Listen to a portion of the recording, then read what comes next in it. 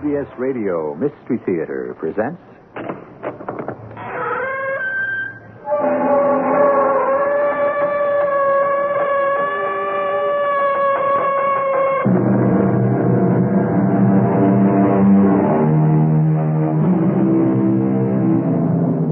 Come in.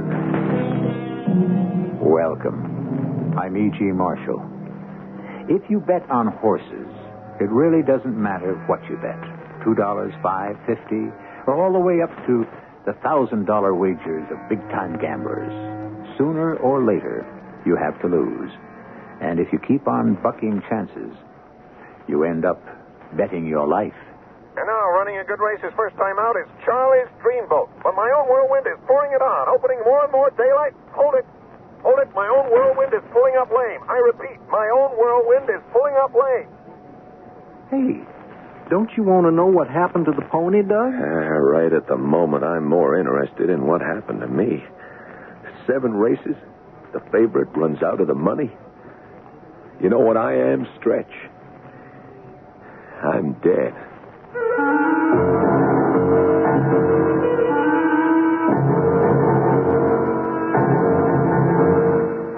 Our mystery drama, You Bet Your Life, was written especially for the Mystery Theater by Ian Martin and stars Paul Hecht and Morgan Fairchild.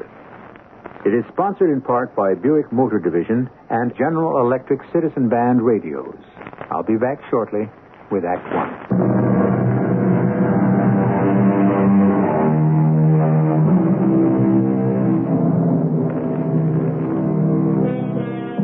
There's an old racetrack joke. The reformer says, "All I know is horses don't bet on people." And the bettor replies, "They would if they knew how much fun it is." Not so funny. Today, we do bet on people. Basketball players, football players, baseball, tennis. It's big business. Computerized. The old-fashioned lure is still the horse race. And to the man who wants to do his own arithmetic, it is still the magical vagaries of handicapping and hunch. Pony fever is the disease that haunts his blood. Yeah? Doug Hart, Louie. I want to get some bets down. So shoot. First race, no bet. Second, Maribel Pretty across the board, $20. Third, Dynamite all the way, $30. Fourth, the Filly Evergreen Pleasure, 20 on the nose.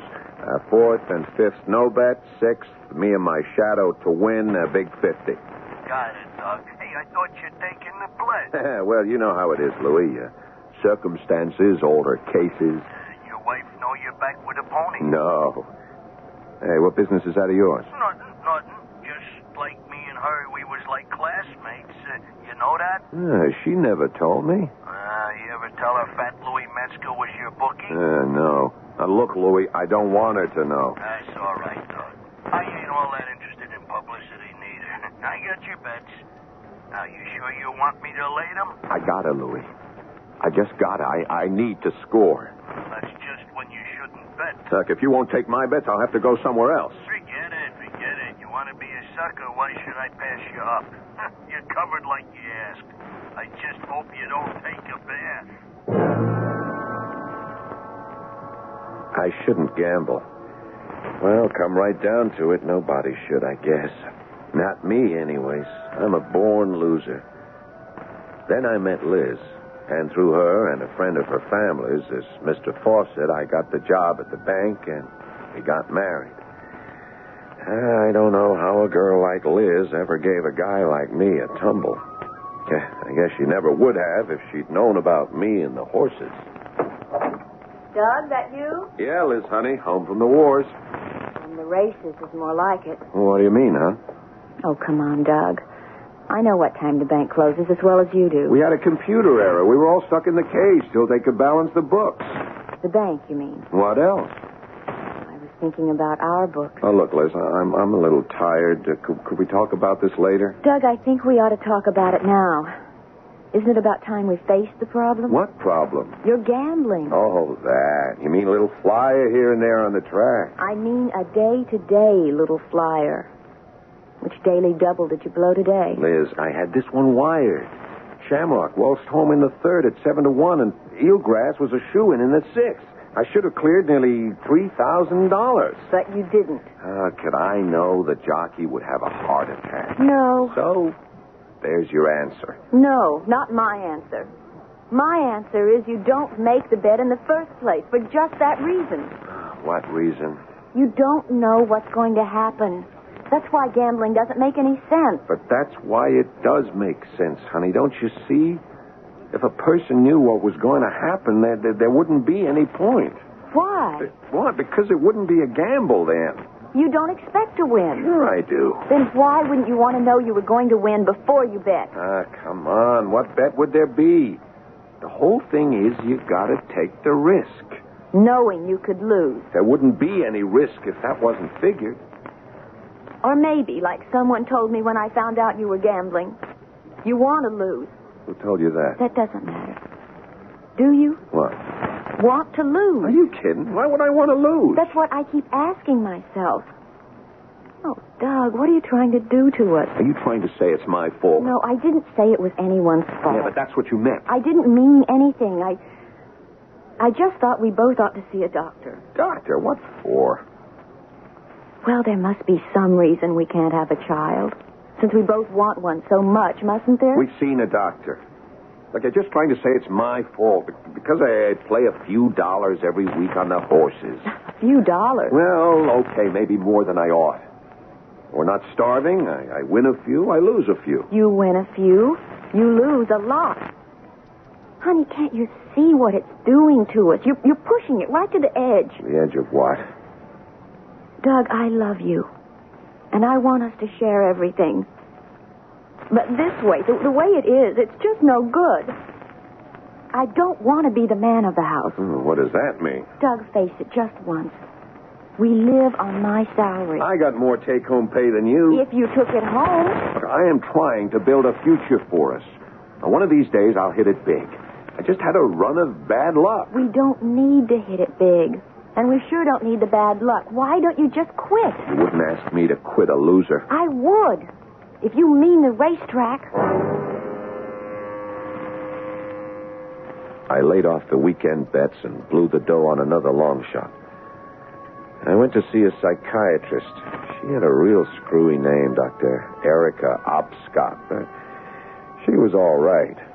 I don't think we have to waste the time, Mr. Hart. You mean you don't want to find out what's the matter with me? I don't know that anything is the matter with you any more than most of us. You mean I'm not sick? Well, that depends on the definition. That's an answer? Let me clarify. Any compulsion is a sickness, insofar as it cannot be controlled. Some people drink to excess, others smoke. Some have personality disorders that intrude on normal living. But I'm not like that. Look, I just like to lay a little bet now and again. Now and again? Well, like if you don't keep it up, it breaks the rhythm. I mean, like you got to play the odds. Every day? Yeah, well, that's how it goes. And you don't consider that a compulsion? No. I could quit any time I want. Well, why don't you? Because I don't want to. Is it more important to you than having a child? Of course not. Then why don't you? What? Wait, what has that got to do with having a kid? Well, I don't know. It just might have some bearing is all. But since it's no problem, why don't you quit and find out? So I did. I quit cold right in the middle of a system I was sure was ready to pay off. And if I ever had any idea of going back, that was washed out 2 months later when Liz told me... You've got to treat me very careful from now on. Well, don't I always? We won't go into that. Lately, yes. I haven't got any cause for complaint. Oh, come on, Liz. I was just off for a while. I know, but now you're back on. I want you to stay that way. I'm going to keep you that way. Can I? Well, you can have me any way you want me. Oh, that's easy. Just like you've been the past 2 months. Away from the betting. Well, that's how you want it. Isn't that how you want it? Sure, hon. Aren't you happy? Sure, of course. It's all that important. You mean you miss it? Well, I got to level. There's some kicks around. Like, well, waiting every day, hoping for a big payoff. And that's what you don't have now. Well... Suppose you I was to tell you that since you gave up your first love for me... Hey, wait a minute. No, let me finish. Since you gave up betting on the horses, you have made what I hope is a better parlay. Oh, well, I don't know the language. You may not be headed for a big winner. But there's one thing you sure are headed for. You're going to be a father. What? Liz, you I'm pregnant, Doug. Now, isn't that a better winner than you ever hoped for? Which, of course, it was. And I had the monkey off my back. I forgot the horses. I didn't have to make any bets until... Suddenly, I ran out of the money again in an area I couldn't have handicapped. My boss, Mr. Fawcett, called me in. Your meritorious service to the bank is fully recognized, and we have every wish to reward it. Oh, that's all right. I'm just doing what comes natural. Yes, of course. No doubt. Still, with the prevailing economic storm signals, we have no other option but to let you go. You mean I'm unemployed? That is a fair statement of your position. No pension. Unfortunately, you've not been with us long enough to qualify. How about severance pay? Unfortunately, you've not been with us long enough to qualify. Yeah, forget it. So this is it, huh? Well, as you phrase it, this is the parting. You mean I'm fired? Well, I would prefer to say that you've been... Look, let's lay it on the line, Fawcett. Me first, I quit. And I meant it. Honest, I meant it as much as I have ever meant anything in my life. Who needed his lousy job? But then staring me in the face was a life without it. A life that included Liz and a baby that was coming and my need for some kind of income. And then I ran into Stretch Collins, an ex-jockey and old friend in the also-ran bar. Hey, so, how'd they been running? Not so good. Well, you're lucky, kid. Oh, me? Sure. You got a home and a good girl. Better than most. Not enough, Stretch. I'm out of a job. I got to score somewhere. Yeah. Well, if there's anyone knows it, I figured you, Stretch. I could bankroll us if you had the key. Oh, don't tempt me, Doug. I wouldn't want us both to be sorry. If I can't find a way to make ends meet, that's all I'm going to be. Hey, you're that desperate? I'm that desperate. I got no other way to make the bread for me and my wife and my kid. Okay. You know, in my spot, I ain't all that so hungry. I just like to sit and see if it might prove out. How much capital you got to lay on the line? Well, our joint bank account, a little over 1,000. That all? Yeah, that's all. Forget it. Why? Well, you play chalk, you got to have unlimited resources behind you. Chalk? Yeah, I'd bet the favorites. Follow the line. Oh, you can't lose. Now, you don't win big, you just win steady. Enough on a stake of 1,000 to make around my salary at the bank? What'd they spring for there? Yeah, $175 a week. Peanuts. Now, any good week, you could triple that. All things being equal. All things being equal. I'm not trying to excuse myself, but if I'd known where I was going, I never would have called Louie to start laying bets again. Especially so near to Liz's time. But you see, by then I was so desperate I had no choice. I was ready to bet my life. Funny, the way it turned out, it was more like Liz's life I was betting.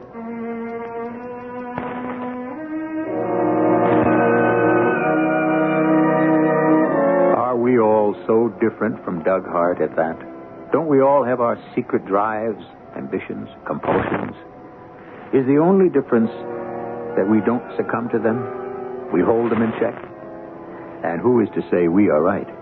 If we let go, what would the consequences be?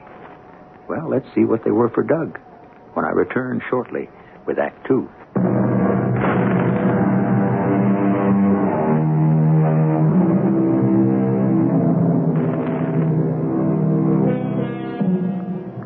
How long can you keep up a masquerade?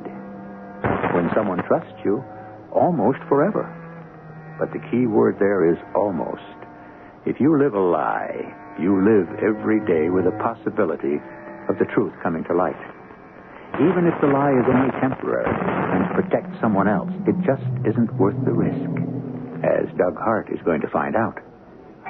Oh, great. Who turned the toaster to the light? The bread isn't even warm. Doug, Yeah. what's going on here? Oh, just making breakfast, Liz. Why'd you let me sleep? Well, I didn't want to wake you. Something's burning. Oh, that's my egg. Oh, I'll get them. Doug, what are these, scrambled? Well, they started out to be fried, but I goofed, so I had to kind of muddle them around. Uh-huh. What is this that you're cooking them in? The bacon grease. That black stuff? Yeah, well, the bacon got kind of burned while I was getting the coffee. Yeah, kind of. So you muddled the eggs around. Yeah. You know what you're going to end up with? No, what? A dark brown, streaky omelet. Why didn't you wake me? Oh, in your condition, I didn't want my wife bending over a hot stove. In my condition, the only way I can bend over is backwards. Just the same. Let me take over from here on in, okay? Hey, you're going to have a baby. That's more important than my breakfast. The baby is a couple of weeks away. Your breakfast you have to eat today. It's not that important. You think I'd send my husband off to work without a good meal in his stomach? Look, hon, it's about work. Oh, something else burning. Oh, Murd, that's me again. That's a toast. Yeah, well, that's easy to fix. Yeah, if it was all that easy. Oh, what? Oh, no. So stop mumbling, sit down, and let me take care of you. Yeah, I'm the one who should be taking care of you. You've already done that, husband. You know what I mean. Don't worry, your turn will come. Once your daughter arrives, I'm going to sit back and let you take care. What do you mean, daughter? You mean son? Just leave this up to me, please. We are going to have a girl. I'll lay you odds it's a boy. Don't say that. You don't want a boy? That isn't the point. It was just what you said. Doug, no more gambling, you promise. No, look, I was just kidding. I know, but you still scare me. Don't give it a thought. My gambling days are over. I only ride sure things from here on in. You, me, and the kid. I know. I trust you. It's just that lately you seem so jumpy. There's nothing to worry about anymore. No, of course not. Nothing wrong at the bank. Better not be. Okay. Then let's get you off to work. I'm sorry if your breakfast is a little singed around the corner. That doesn't matter, so long as we are. Peace. So sit down. Let me feed you. I'm the one who should be feeding you. I don't like to see you on your feet so much. Don't worry. Look, the slightest twinge, and I'll call you at the bank. No, don't call me there. Why not? Well, you know what a creep old Foxy Fawcett is. He doesn't like his tellers getting personal calls. Well, surely he couldn't object to a little emergency like your wife having to be rushed to the hospital. You don't know him. You just said I did. Yeah, you know what I mean. Look, I'll leave you a number where you can reach me directly. You okay? Okay. It's what I wish I was able to do all the time. Huh? What do you mean? Reach you. Somehow the last few weeks I don't know. I don't seem to be able to. We don't seem to connect. You drift away. I keep losing you. No. Not me, Liz. Don't ever say that. Hey, we're not losers. We're going to be winners all the way. I should have told her the truth, but how could I? It was almost her time, and I didn't want to worry her. After the baby, then I could tell her. And show her how well I was doing with Stretch's help. All I had to do was be careful. Ride with the percentages. Wasn't big money, but it was steady. I had it all figured out. Sure I did. The one thing I didn't figure was that Liz would find out for herself.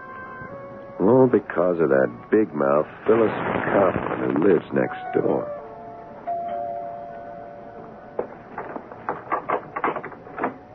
Hi, Phyllis. Hi, Liz. I brought back your meat grinder. Okay to come in and sneak a morning cuppa? Sure. I just cleaned up the dishes and I was going to heat up the pot for myself. Let's go in the kitchen. How you feeling, Liz? Just great. Couldn't be better. Here, why don't you sit down? I'll pour. Okay. You know, you're lucky. When I'm that well, it's as bad as I feel. Beth warmed over. No cream, no sugar. I just take it flat. Thanks. Tell me, what's your secret? Wouldn't you like to know? Now, that's between me and my doctor up to now. When do you do? End of the month. Look, this is enough about me. How's Hank? Hank? Oh. My husband's like Limburger cheese. You like it, you got to learn to live with it. Oh, it took me a few years, but I make it now without tears. Your hubby home? Are you kidding? At 9:30 in the morning? He's long gone for the bank. Oh? What bank? Neighbor's savings, like always. Are you sure you don't want some cream or sugar? Just black. I'm dieting again. Oh, that's funny. Dieting? Nothing funny about that, ever. It's my life story. No, I meant about Doug. I thought he'd left Neighbors. Left it? Yeah. Well, I was in there yesterday. I asked for him, and they told me he'd left over a month ago to start a new business of his own. Oh, well, that's crazy. Doug's still with the bank. Oh, I guess somebody made a mistake. Gee, if I spoke out of turn, I mean, if he got fired or anything. No, don't worry about that. He didn't get fired. Well, he still brings home the same salary every week and puts it right here in my hot little hand. Oh, look, honey, I didn't mean to make any waves. I love about Doug. I never get anything straight. I was just feeling real good because I thought for once somebody in this development had gone to bigger and better things. Better things? Well, like if Doug had left the bank, you know, with you expecting and all, wouldn't that figure? I never thought for a minute they might have tied the can. Oh, I mean, well, like you say, he's still there and everything's hunky-dunky. Oh, murder. Why don't I just take my big mouth and shove some coffee in it instead of my foot?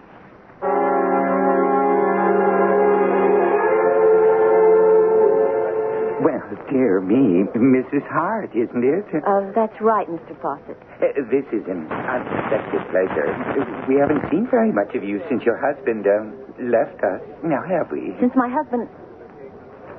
No, I'm afraid not. Such a fortunate thing that events coincided so happily. Events? It's always so unpleasant to have to, well, Neighbors was sorry to lose him. Fine young man, fine. But to look on the bright side, how fortunate it was that he had already planned to leave. Under other circumstances, we'd have been most sorry to see him make the change. Most sorry. I was sorry to find out he'd made the change myself. Of course, one understands a young man's ambition and drive is so important with a family on the way. If you'll forgive my mentioning it. Yes, it's a little hard to overlook. But I'm sure you didn't come to visit us at the bank just to indulge in idle chatter. What can I do for you, Mrs. Hart? Well, I just wanted to find out. I just wanted to check our bank balance. No, I can tell you that without checking because Mr. Hart closed out the account before he left. He drew out all the money? Yes. But it was a joint account, you know. Yes, I know. But I thought you knew about his leaving us and all about the new business venture. Well, by now, there's no use trying to pretend to you that I do. Do you have any idea what it is? Well, I'm afraid not. I tried to find out, but he didn't disclose his plans. I wish he had consulted me because, well, quite frankly, I felt that a capital venture at this juncture in his life was ill-advised. He didn't give you any idea? No, and I didn't like to press. I wish I could tell you more. Oh, I think you've told me plenty. Thank you, Mr. Fawcett. Always glad to be of service. And may I express the hope that whatever your husband is doing, that it's the right gamble for a prospective father? I've got the feeling that's just what it is. A gamble.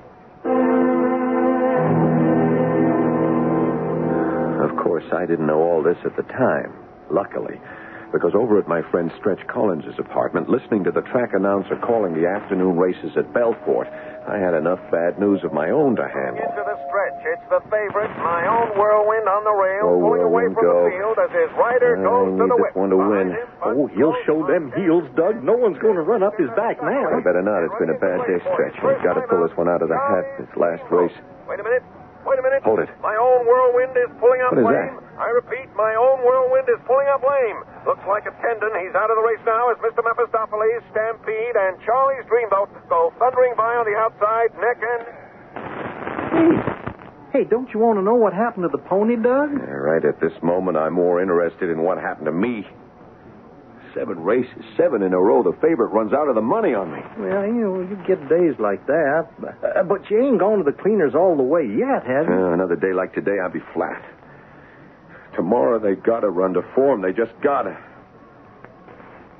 Here, I better pay up. Well, I hate to take the dough, Doug, but, well, you know how it is. I already called in the bet to Louie. Yeah, I know how it is. No, I don't think you do. And look, we've been buddies since we went to school, right? Now, why don't you let me hand you a real hot tip? I could use one. Okay, here it is. Now, you take your bloody nose and you get out. I can't, Stretch. I need the money for my kid. All right, better get on home. Can I use your pad tomorrow, same time? Well, if you got to be a hard nose. You know, you dropped quite a bundle today. How do you explain that to the little woman? I don't. She doesn't know what I'm doing. You think you do? I'd better, before I run out of the money, too. Famous last words. She doesn't know what I'm doing. Because by now, of course, Liz did. As I found out as soon as I got home. Doug, please don't lie to me. I'm not lying. I know you've lost your job, and you took our money out of the bank, and a good guess is you're taking it over to Stretch Collins so he can bet it for you. Stretch isn't a bookie. Well, he has something to do with horses and the track. Honey, Louie is the bookie. Stretch is just a good friend. He's helping. To gamble? No. Then what? Look, it's a system. Have you any complaints? I've been bringing home the same salary I got from the bank every week for the last month. Ever since I left. Why didn't you tell me they'd let you go? Honey, I didn't want to upset you. Not now. And I had to do something. Look, trust me, please. It's working out. I'm making a living for it. Gambling. It's not gambling. Look, this is a system, I'm telling you. It's like investing in the market. You do it right, you can't lose. I don't care about that. I just want you to stop. I can't, Liz. You mean you won't? I mean I can't. That's what I'm afraid of, Doug. It's a sickness. Don't you see that? Please stop. I can't. Now, don't you see? I'm only doing it for you and the kid.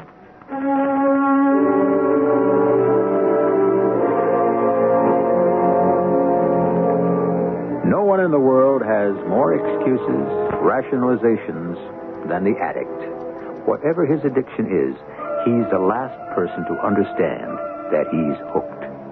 It's all as insubstantial as a spider web. A metaphor that is apt because he is caught. No matter what the addiction, the addict is a born loser. I shall return shortly with Act 3.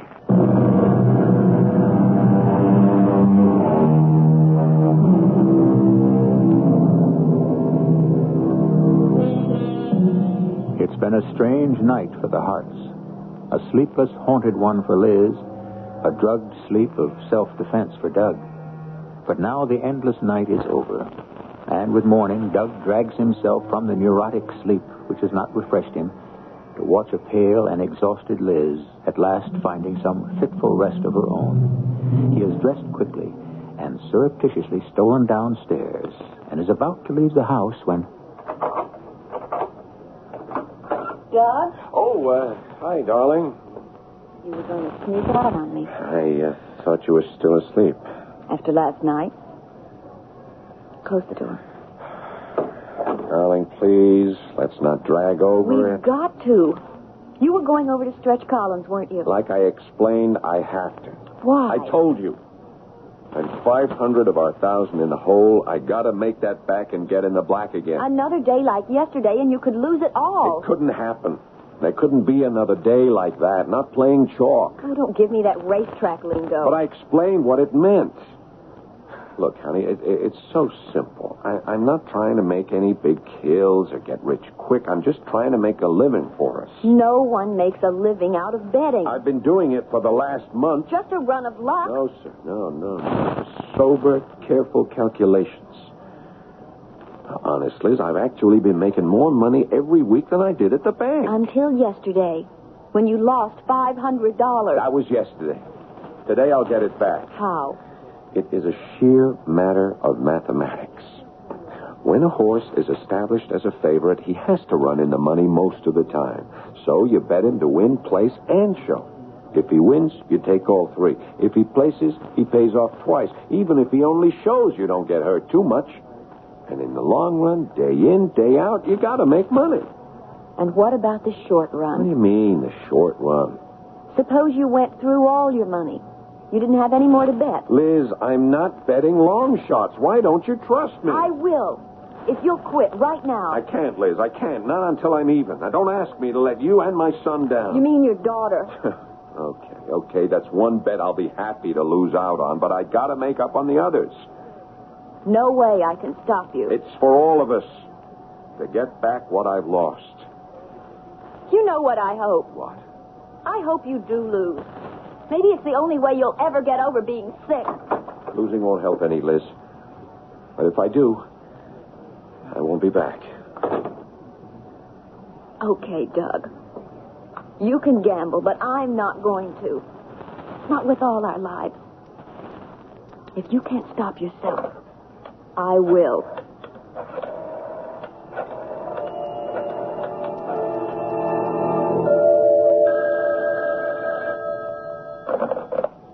Yeah. Is this Stretch calling? Who wants to know? This is Liz Campbell. Who? You remember me from school. I married Doug Hart. If you're looking for Doug, he ain't here. I know he isn't, but he will be, Stretch. Look, I didn't say that I... You can't fool me. I know your voice. Especially on the phone. You used to call me often enough. Well, that was when I was still riding and I had something to offer a girl. Stretch, you could offer this girl something now. What? Don't take any more bets from Doug. Look, Liz, I tried to head him off, but if he's got money and he wants to lay it, I can't turn him down. Like, I don't make books. I only run for, for the guy who does. See, I start turning down bettors. I get my head handed to me in the basket. Then please, ask the bookie to turn him down. Honest, Louie? You've got to be kidding. Well, then tell me how to reach him. I'll ask him. Liz, I can't. This is a rough guy. Well, anyways, it won't do no good. Doug would find another parlor. You know, once a guy has the fever, and nothing stops him. Not even for old time's sake? Oh, honest, I can't help you. And don't kid yourself. You can't help him either.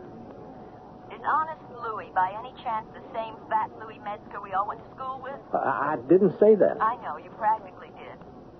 And I bet it is. And I think just for once I'll play my hunch. Where can I find him? Now, look, I can't tell you a thing like that. You don't have to, Stretch. Just promise me one thing. What? Don't tell Doug I called you. Please? Once again, although I was the guilty party, I didn't know what was going on. I only knew the nightmare I was living through, perhaps deserved, but devastating enough to be like the end of my life. And what was worst of all, I didn't know yet how desperate it was to become, and the awful, incredible thing I was about to do that might mean the end of my life and Liz's. And Butternut Hollow takes the big money with Kelso's Nightmare and Sweet Prince Charlie to place and show. So this fifth race today has followed the amazing pattern of the whole card yesterday, an astonishing reversal of form which has seen the favorite run consistently out of the money in 12 successive heats. Oh, boy, I have never seen anything like it, Doug. Just doesn't figure. What am I going to do now? Well, you take your lumps. I can't, Stretch. I'm flat broke. Unless I can get it back on the last race. Look, we both know Highwayman is a lead pipe cinch. I got to get a bet down on him. Well, if you got the long green. No, look, he can't lose. What's he going off, huh? 2-1. Yeah, you see, that's perfect. I can get my 1,000 back, and then I'll quit. Call it in, Stretch. $1,000? You got the do-re-mi to cover? You know I don't carry that kind of cash. Well, I can also guess you don't have it. No, I'm sorry, pal. But no cash, no bill. I'll give you a check. No, not me, you don't. I broke my legs falling off a horse, and I don't want them broken again. Look, it can't lose. If I don't win, I'm lost anyway. Stretch, call it in for me. Doug, I don't want any part of this. You got to see that. Now, I'm going out to make some collections. You want to call that bet in, you call it in yourself. And if you want to know what I think, win or lose, I hope Louis don't cover you. So I was left to make the decision. Make a bet I couldn't cover, but that if I won would put me on Clear Street. But if I lost, I might end up in a river somewhere with concrete boots. Sure, we all went to school together, but me and Fat Louie never cut it that good. One thing was sure. I didn't have that much time to make up my mind. So. Hello. Oh, Doug. Sure. Yeah, you got time. How much? Hold it, huh? Louie. Hey, Louie, I got a hot one here. You better handle it. What do you got? Doug H. wants to lay a big C on Highwayman to win. Stretch got the dough in hand? He ain't there. Out making collections. You want to take the bet? What do we got to post time? 10 minutes. Okay, let me talk to him. Yeah, get that with you, Doug. Yeah, sure. Hello. Doug. Yes, Doug, this is Louie. Hey, you good for the big C? Of course. Sure, I know. Yeah, we're all big friends. So I'll buy you a check. Yeah. Look, you got 10 minutes to make it here by post time or no bet. Well, that's your problem, cousin. I got enough of my own. Huh? Okay. You push me, I'll cover it. You just get it here, and you got honest Louie's word. Who's that? It could be Stretch. Or the cops. Take a gander through the peephole, huh? It's a dame. A dame? When I should let her in? Let me see. Why, that's... Miss Campbell, what are you doing here? I've had a fine time tracking you down, Louis.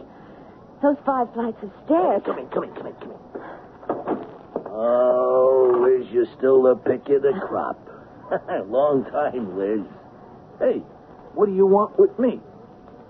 Louis, I don't know how to say it, but like you can see, I'm having a baby. Oh, now wait a minute. We ain't dated since high school. No, don't get me wrong. All I meant was I'm married, Louis. Oh, hey, that's nice. To Doug Hart. You remember him? Oh, why, sure, Doug. Yeah, Doug Hart, sure. That's why, for old time's sake, I wanted to ask you not to let him... But not to let him what? Hey, Liz, what's the matter? You all right? Yes. No, it's the baby. What? I think it's coming. Baby, Doc. Oh, Doc, do something quick, Doc. Like what? I don't know. Get her to the couch so she can lie down and fix her up. Fix her up? How? How should I know? You used to be a vet. She can't go having a baby in no bookie joint.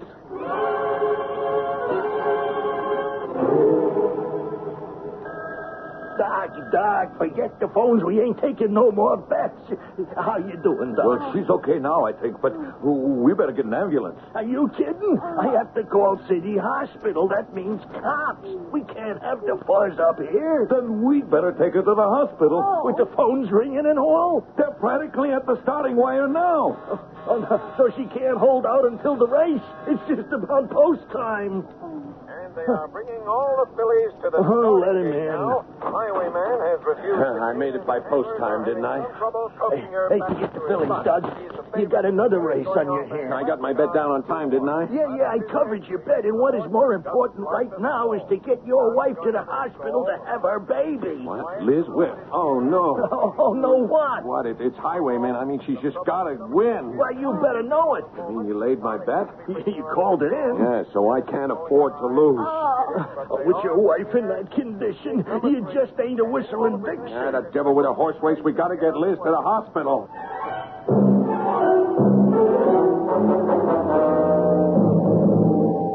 We just made it under the wire. Yeah, I hope. And what happened to Highwayman? She fouled the gate, threw a jockey, never made the course. Oh, I sure hope nothing like that happens to little Mrs. Hart. Well, it looks like we're about to find out. Here comes her husband. Hey, okay, Doug. What's the rundown? Is she all right? Yeah, she's fine. Just that, Well, don't hold back on us. I mean, Doc and me, we got a little action here. Hey, what was it? A boy or girl? You both win.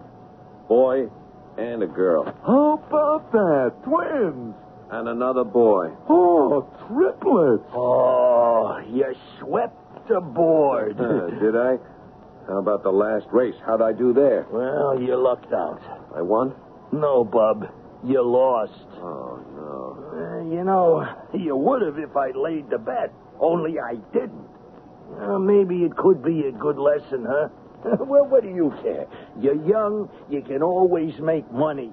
You won the only race that really counts, huh? And big. Across the board. Win, place, and show. Why don't you make it your last bet? You mean I don't owe you anything? Nah, not a thin dime. So, don't you figure it's time to quit? You bet your life. Well, that's what you do, brother. Every time you lay your $2 on the line.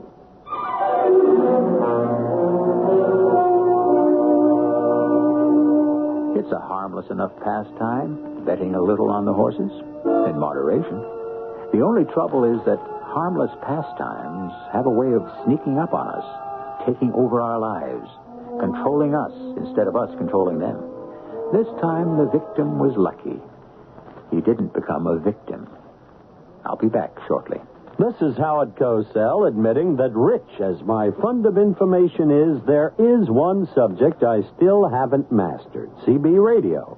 However, many people are equally uninformed, so for everyone I questioned General Electric. Their answers illustrate why GE is expert in CB. Listen to the words of Jim Whidden, GE electronic technician. Jim, why should I buy GE CB? Because we build them better than we have to. An idle boast till you prove it. Easily. Our units are designed not only to meet, but to exceed FCC guidelines. An excellent start. They're designed for better isolation of adjacent channels, which means less channel spillover, and to minimize interference with nearby TVs and stereos. I'm sold. Building them better than they have to. Another reason to buy GE CB. Now, this is Howard Cosell saying GE. That's more than you can say about any other CB. The hardest part of growing a garden comes before you plant the seeds. Hi, Pat Summerall to tell you how True Value hardware stores can make that hardest part, preparing garden soil, a lot easier. Right now, True Value hardware stores offer a Lawn Chief 2-horsepower chain drive portatiller for the exceptionally low price of just $139.99. This rugged, easy-to-handle tiller weighs just 65 pounds. Yet it does all the back-breaking digging for you while you just guide it along. The Lawn Chief Portatiller has 8 times that really dig into turn over even hardened ground in minutes. You can easily adjust both tilling width and depth. And when you're finished, the handle folds flat for easy storing and transporting. The Lawn Chief 2-horsepower Portatiller, priced at just $139.99, is just part of the selection of Lawn Chief power tillers you'll find exclusively at participating True Value hardware stores. True Value. Remember, that's more than just a name. It's their way of doing business. Tell them Pat Summerall sent you.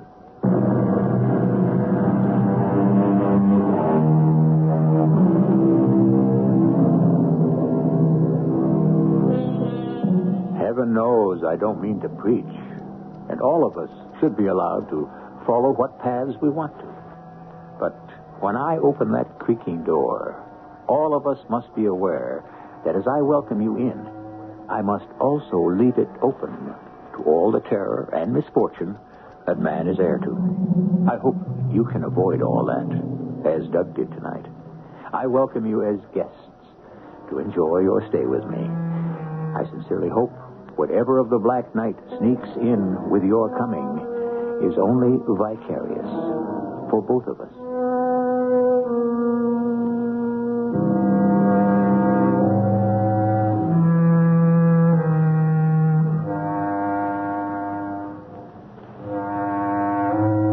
cast included Paul Hecht, Morgan Fairchild, Earl Hammond, and Ray Owens. The entire production was under the direction of Himan Brown. Radio Mystery Theater was sponsored in part by True Value Hardware Stores. This is E.G. Marshall inviting you to return to our Mystery Theater for another adventure in the macabre. Until next time, pleasant dreams.